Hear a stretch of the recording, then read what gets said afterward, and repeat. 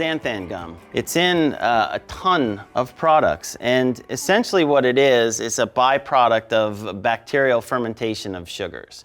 It's not as creepy as it sounds, and it does some pretty delightful things in food. Here in mustard, in this beautiful, it's a great product, a Creole mustard, it serves to bind. In this sambal, the xanthan gum serves so that it's not watery and separated from the chili paste. In this hot dog relish, it's so it binds together all the water in the cucumber and the pickle and all of that inside the relish so that you don't get a soggy bun. And it's not scary at all. I mean, it's powder. It looks like flour. The thing that you have to know about xanthan gum is that it is incredibly powerful. And so you're really only going to use that much in most of your recipes, merely a pinch. And so what I do oftentimes when I'm looking to reduce fat in the recipes that I'm making is I make a water-based preparation that I call Mad X. It sounds less scary. It's something that holds up in my refrigerator, and when I want to make vinaigrettes, when I want to thicken a soup, and simply when I want to have a thickening agent that isn't based on flour or cornstarch, I reach for the xanthan or the Mad X. So this is a very simple recipe where I take 2 cups of chicken broth, and I preheated my pan. And then next, while I'm whisking, and this, if you don't have a handy dandy little whisk, then just use a fork, right? And just kind of sprinkle the xanthan into the water for it to dissolve. And I prefer the whisk. And give it some agitation. It's gonna wanna clump together a little bit, but go ahead and whisk nicely.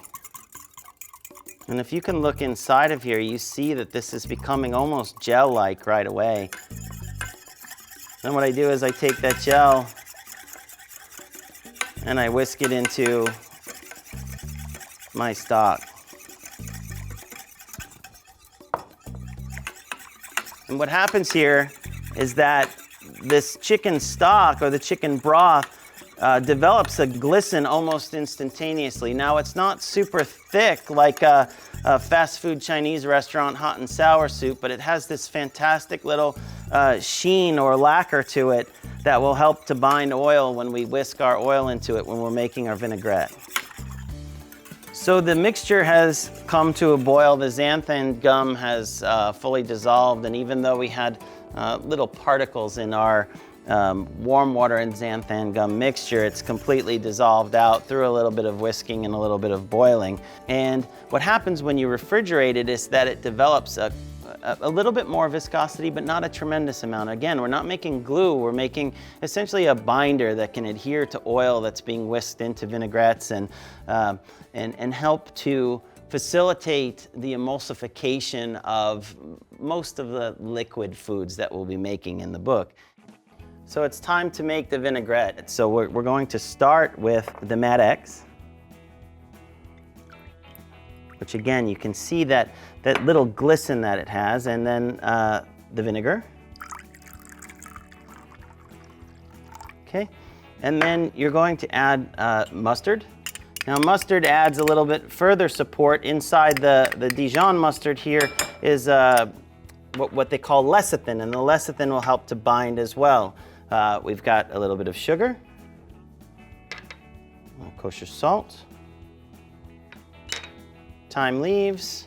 Remembering mise en place, I have this thing where I've got to be racking and stacking as I go. A little bit of garlic. Lay this down, getting this again out of my way, out of my way. I can square up. Now I've got the makings of my vinaigrette. Simply whisk this all together. It doesn't have to be aggressive, just nice and even. And then for dramatic effect from above, drizzle in just a touch of walnut oil.